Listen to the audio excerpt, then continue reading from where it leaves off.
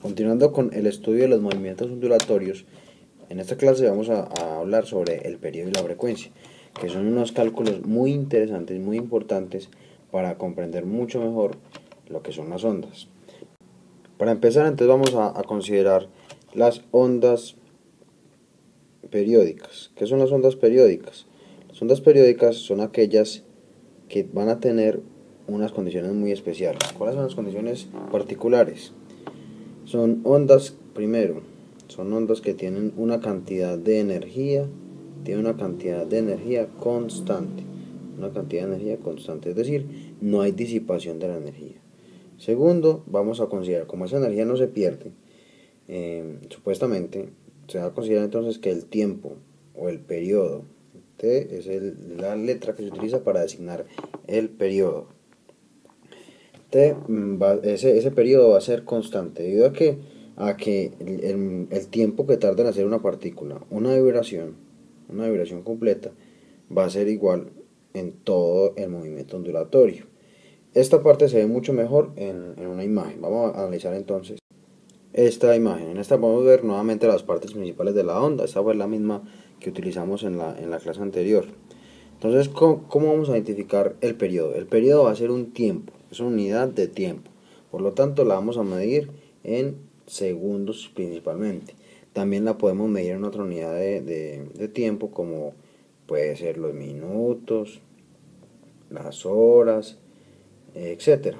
Pero, en términos general, por seguir pues el sistema de medición internacional, se va a utilizar los segundos. De ahora en adelante vamos a seguir hablando de periodo en términos de segundos. Siempre que trabajemos la parte matemática, tenemos que reconocer esas unidades. Bueno, ahora miremos la imagen. Entonces, ¿qué va a ser el periodo? El periodo va a ser el tiempo que va a tomar una partícula en hacer una vibración completa. ¿Qué quiere decir una vibración completa? Miremoslo en términos ponemos en la cresta. La partícula que está en esta onda, en este material que está siendo sometido a una perturbación y la energía que está transportando va a generar que esa partícula vibre. ¿Qué quiere decir? Imaginémonos que esto es una cuerda, un lazo. Se están generando ondas en ese lazo. Esas ondas vamos a considerar que son periódicas. Quiere decir que su energía es constante. Como su energía es constante, el tiempo que va a tardar esta partícula en hacer una vibración, es decir, en pasar de una cresta, llegar a punto de equilibrio, convertirse en valle y regresar nuevamente a ser cresta, es decir, tiempo total de vibración, a eso lo vamos a llamar periodo, que se escribe con la letra T y se mide en segundos. Ese es el periodo, tiempo total que tiene una partícula o que emplea una partícula para hacer una vibración. Y la frecuencia la vamos a considerar como el número de vibraciones que ocurren por segundo o por unidad de tiempo. Entonces va a ser el número de vibraciones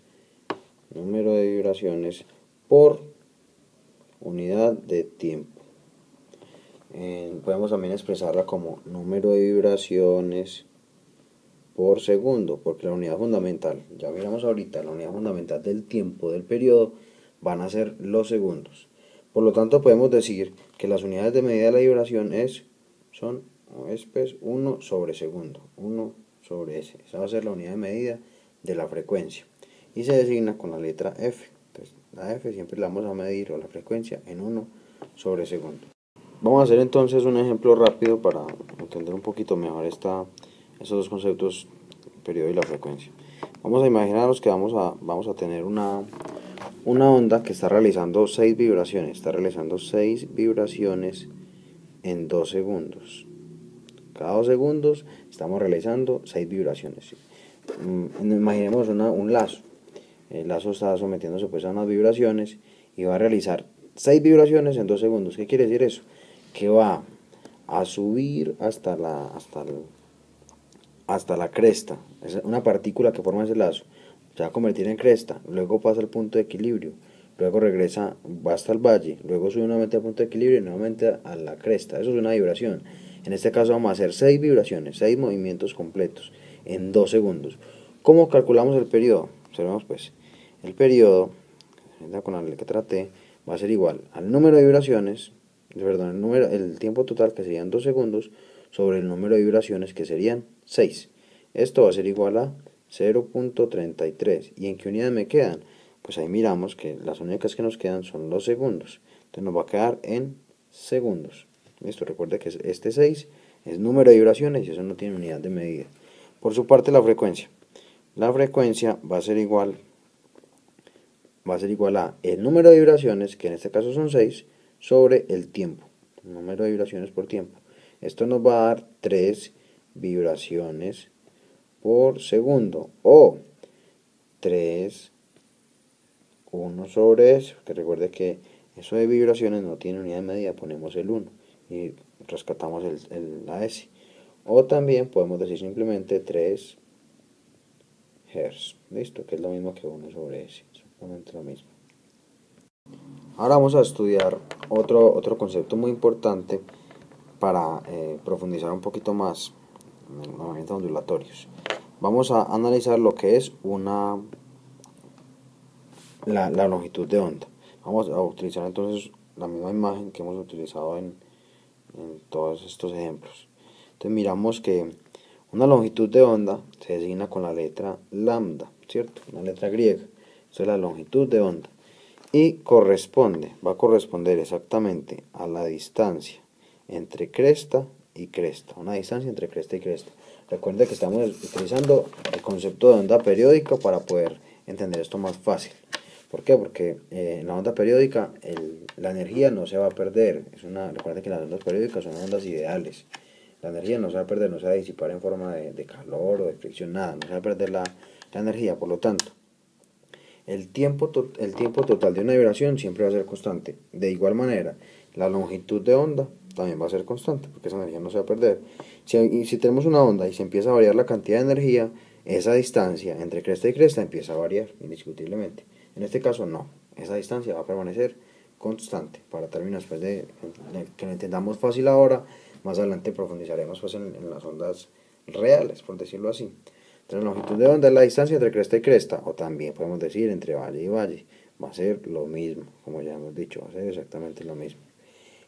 ¿En qué unidad se medirá la longitud de onda?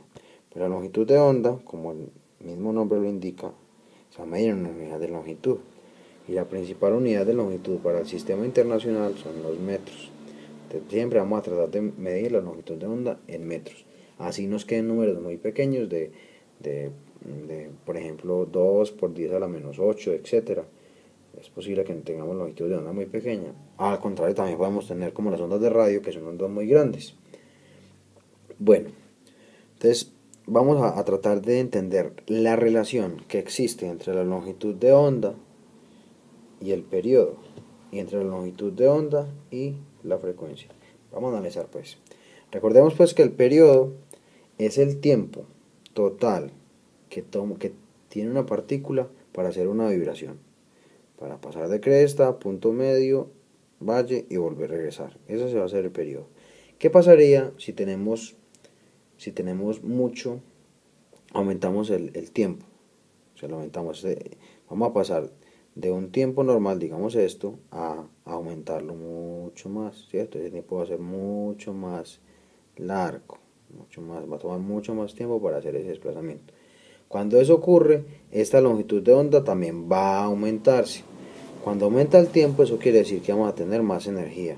Imaginémonos la cuerda, el lazo nuevamente. Si generamos ondas muy grandes, muy altas, por decirlo así, estamos hablando de que estamos gastando mucho tiempo para que las partículas de la cuerda suban, bajen al punto de equilibrio, bajen al valle, regresen al punto de equilibrio y regresen a la cresta. Cuando eso ocurre, entonces la distancia que va a recorrer la energía se va a propagar a una distancia mucho mayor. Entonces la longitud de onda va a ser mayor. Podemos concluir entonces que la longitud de onda está directamente relacionada, tiene una relación directa con el periodo. De tal manera que si aumenta el periodo, aumenta la longitud. Y si aumenta la longitud, aumenta el periodo. Por su parte, la frecuencia. Recordemos que la frecuencia es el número de vibraciones, por unidad de tiempo. Se representa con la unidad de medida 1 sobre S o los Hz. Es el número de vibraciones por unidad de tiempo o por periodo. De tal manera que si se aumenta el número de vibraciones, estaríamos reduciendo el tiempo. Miremos, Si cogemos esta partícula y aumentamos su número de vibraciones, ponemos a pasar, digamos que eso es una vibración normal, y le vamos a aumentar esas vibraciones, el tiempo indiscutiblemente se reduce, ¿cierto? Y de igual manera la longitud de onda también se va a reducir. Esa distancia que va a recorrer la energía también se va a reducir. En cambio, si aumentamos el número de vibraciones, si aumentamos el número de vibraciones, se va a disminuir la longitud. Si disminuimos el número de vibraciones, lo contrario. Entonces podemos decir que la longitud de onda es inversamente proporcional. La longitud de onda es inversamente proporcional a la frecuencia. Entonces tenemos dos. Primera, que el periodo es directamente proporcional a la longitud de onda. Y la otra, que la frecuencia es inversamente proporcional a la longitud de onda. Esa es la relación que van a tener la longitud de onda con el periodo y la frecuencia. Vamos entonces a hacer un ejemplo para poner esto pues un poquito más claro. Vamos a imaginarnos que